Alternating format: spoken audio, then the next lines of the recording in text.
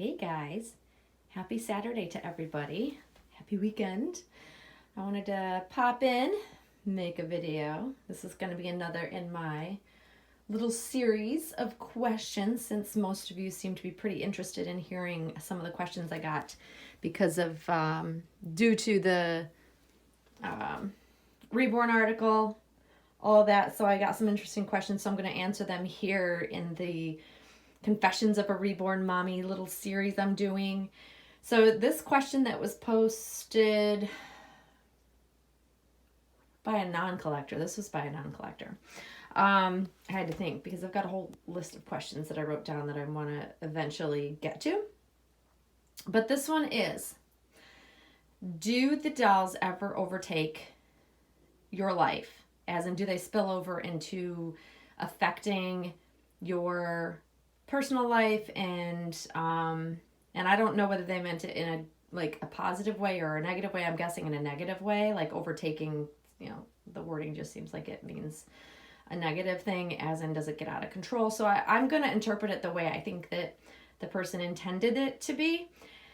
And so I think it's a really good question for an outsider to wonder about because in this article, really, the focus was put on the amount, and it was focused on the high, like one of the highest prices for dolls, which was it was a lot out of whack because it kind of gave the impression that all dolls cost $20,000, which we all know is just not the case. That is at the very high end of certain artist dolls. So I think that might be a huge misconception and a misunderstanding for outsiders looking in, like how do collectors spend that amount of money on a doll? How does anyone spend money on anything? So, we all know, most of us collectors understand the fact that, for most of us, we started off in the hobby small. We bought cheaper dolls. And for most of us, not all of us, there are some that don't, I know certain collectors that are very new to collecting and they're buying very, very high-end dolls. And that's not the majority of us, though. Most of us start off on the lower end of Reborn dolls. Reborns are more affordable. You can find a better range of different types of Reborns because there's more Reborn artists out there than there are silicone artists.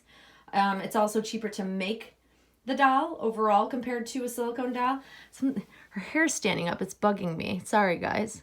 When I get to different angles, I notice things about her hair, and I'm always picking at it. Sorry. But for me, I'm going to answer this in the way that, because it was aimed at me, so I can't speak for all other collectors, but I can tell you that when I started off collecting, I literally spent $100 on my first doll. And it was on eBay, and many of you might know this story, and that's, great. Sorry if you've already heard the story, I'm sorry for repeating it, but for those that may not have heard this story, I was actually on eBay looking for, I don't even remember what, it might have been for my daughter who was a baby at the time, my youngest daughter, and I stumbled across Reborn, and I was just so intrigued because the pictures actually reminded me of what my youngest daughter looked like, something about the eyes, but they were, I find out later on that the doll really didn't look very close to the pictures at all, and the doll was really poorly made and, not really what we would call a Reborn. It was lightly blushed, and it was like a Behringer baby with fake eyelashes glued onto it to give it some sort of, more realisticness to it, and blushed with a bag of flour for the weighting in the center. There was no weight in the arms, and there were only quarter-length arms and legs, so mostly cloth. And so when I got the doll, I was like, this doesn't look as nice as the pictures, and kind of went, that was a lot of money to spend on a doll, but I'm intrigued. That's what kind of the moment that kind of really sucked me into seeking out more of these dolls. So then I went back on eBay and started looking for more dolls because I was really super intrigued and wanted to know more about them. So even though the first one I had gotten and spent, $100 to me at that point in time, I was a single mom raising my two daughters on my own. I didn't have a lot of extra money, and yet I was so intrigued and drawn in that I wanted to spend $100 on a doll, which was absolutely crazy to me in my brain, but somehow I justified that, this is interesting. I want to find out more about this. And I had collected all kinds of dolls prior to that. So it's not like I just became a doll collector at that point in my life. I've collected dolls my whole life since as far back as I can remember. Even being a child, I had a collection of dolls, different types of dolls, not just baby dolls, but Barbie dolls and things that my mother had handed down to me, things of that nature. So I was always a doll person. This just kind of sparked a different form because it was more realistic looking rather than just a basic baby doll that you would buy in any store. So that started my hunt. And at that time, I could not figure out how I could justify spending more than $100 because I started finding dolls and there were not that many artists. So the good ones, the dolls sold pretty high end at that point in time. Because I remember buying my first really nice Reborn shortly after that.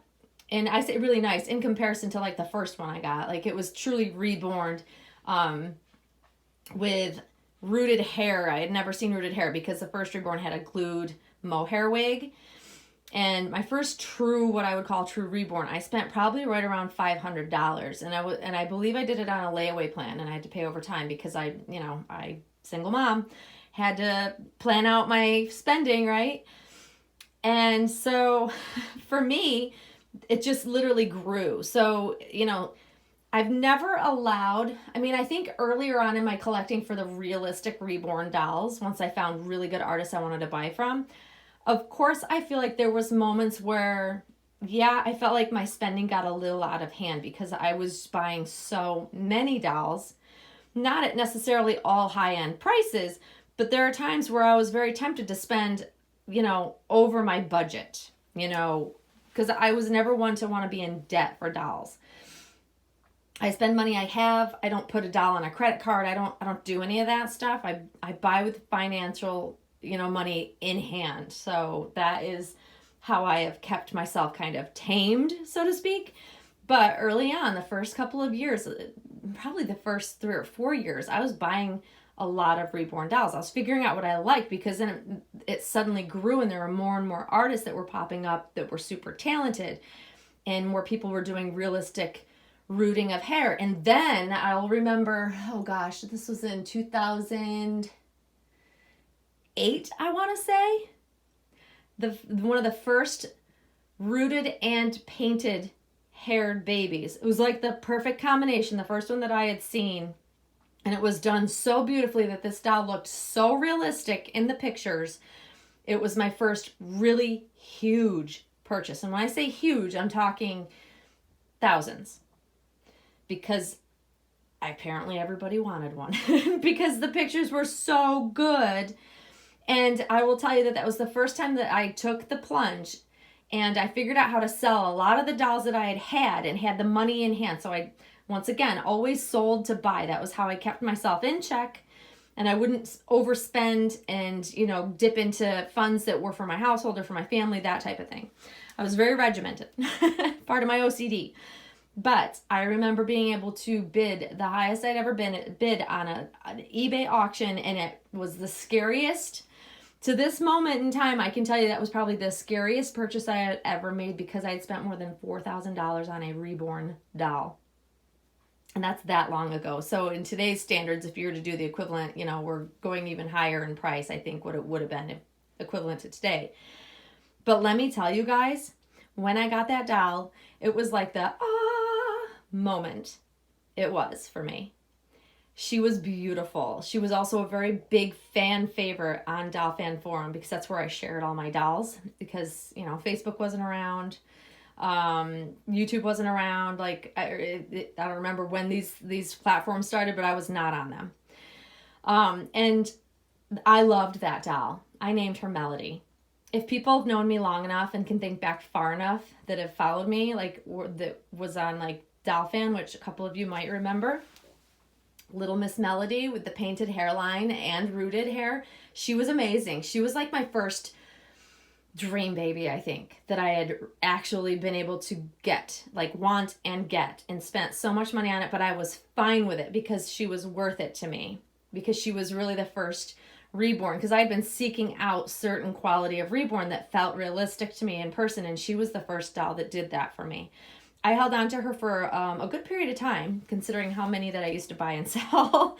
So I've always been the type of collector to try to, one, never let my buying get out of control. But there are times where tipping on the fact that like I was a wreck because I couldn't believe I had spent so much money on the doll. But in the same sense, I had those dolly funds available. It never was additional money that I ever really had to add, because I would sell multiple dolls because I'd been building up to it. Nicer and nicer dolls. Each one I would buy a little bit nicer, spend a little bit more money, but by selling the previous ones, I could do that and achieve getting a higher end, nicer quality, more sought after eBay auctioned doll. But that was probably the most I'd ever spent on a Reborn. I never spent that again on a Reborn, ever. Over the years. That amount of spending only happened once I entered into like silicone land, which was a bit later. But I can tell you that for me as a collector, it's always been a very careful, delicate balance for me to not let this hobby overtake my world, so to speak. I think it's very easy to get sucked up into the excitement of an auction, the excitement of seeing pictures of a doll, and not, in the back of your mind, you're thinking, this is going to be the greatest doll ever.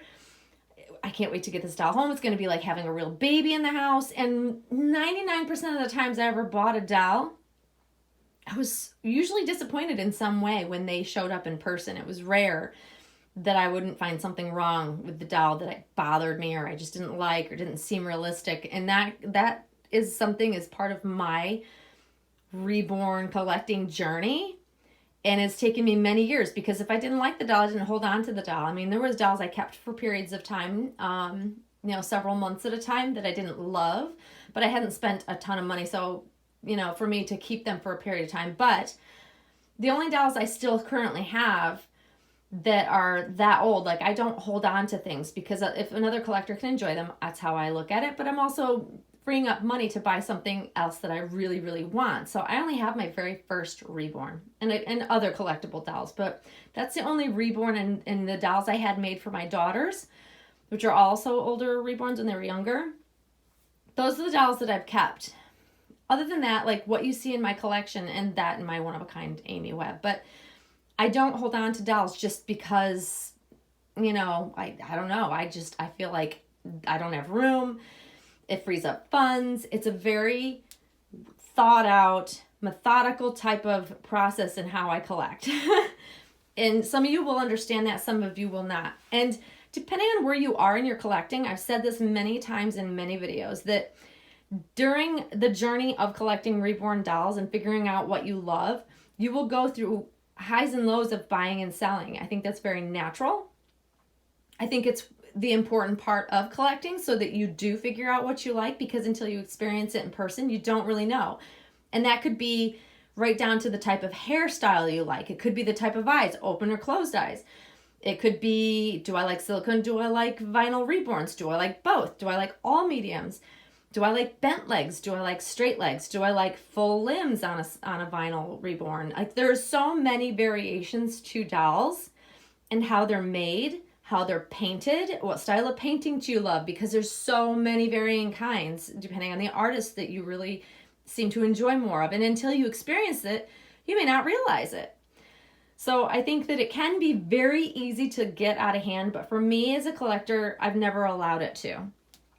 And it's also why I only have one high-end silicone, full body silicone in my collection, because in my brain, in the back of my brain, I can only happily allow myself to invest a certain amount of money in the hobby for me. And that's just, I think it has to do with me being an OCD person and very regimented and very scheduled. I'm very careful like that because I've always had to be, because I was a single mom. I've always been very careful to not overspend in certain areas. So that keeps me in check. But I think that it's led me to some of the nicest dolls by selling on other ones and not, holding on to the dolls that I didn't love. So it's kept me very much in check hobby-wise. the amount I spend. Like, yes, I've spent quite a bit in this nursery. I've spent quite a bit in having nice, furniture for my dolls. But once again, it's always from a dolly fund. It never takes away from my family money. It's all separate, and I keep it separate. And that's what keeps me happy, because if I got overwhelmed and I let it get out of control, I wouldn't enjoy the hobby. So that's key for me. And depending on what kind of collector you are, you may be the same, or you may be, a lot of collectors like to have several dolls. There are collectors that I know that have hundreds of dolls at this point that have been collecting for years and years and years. And that's fine. I think that you as a collector have to figure out what you like, how you feel the happiest in your hobby. And I don't think, like I've always said this as well, there's no wrong way to collect. And I will never pass judgment on anybody else and how they enjoy collecting. And so for all the naysayers out there that, like to pick on people that flip dolls, that is truly, especially if you're newer in the hobby, or if you're old in the hobby, if you've been around for forever, if that's what you enjoy, you're just allowing the rest of us to experience and enjoy your dolls because you're turning them over. I see nothing wrong with that. I think that to keep us happy and have a longevity in the hobby, you have to figure out what makes you happy. And keeping it under control for me and not letting it kind of melt into my personal life or my personal finances type of thing, that's how I know I'm happiest in my collection. Like, I can come into my nursery and feel good about it. And that's very important to me as a collector. I need to feel good about the hobby, or else I don't enjoy it and I won't be a part of it.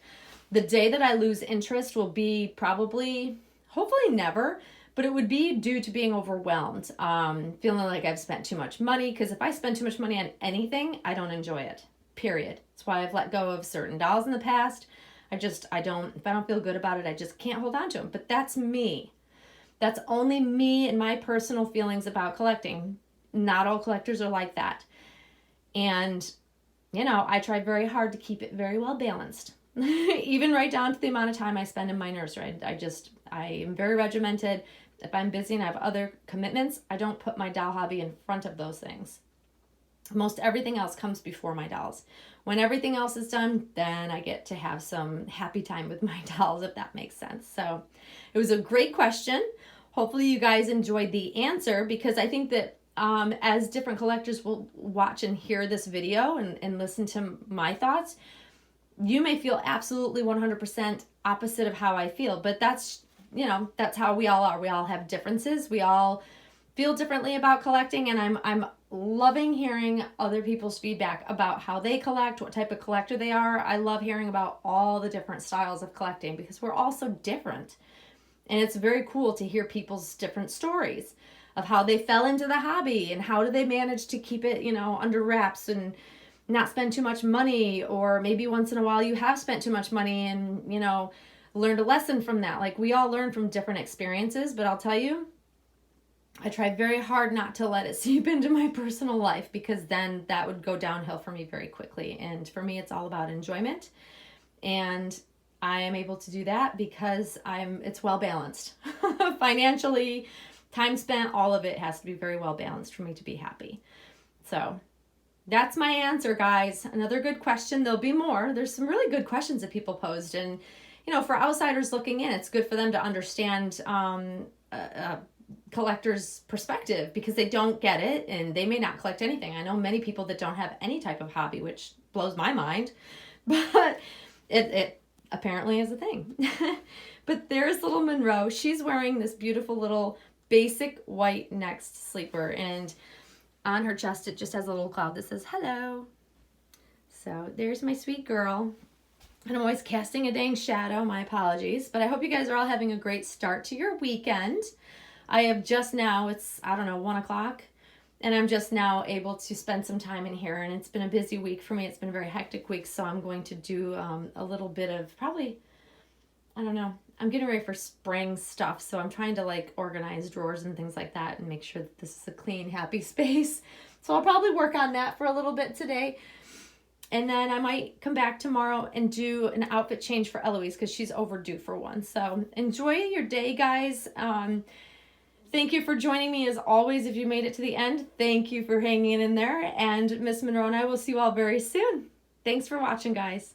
Bye-bye.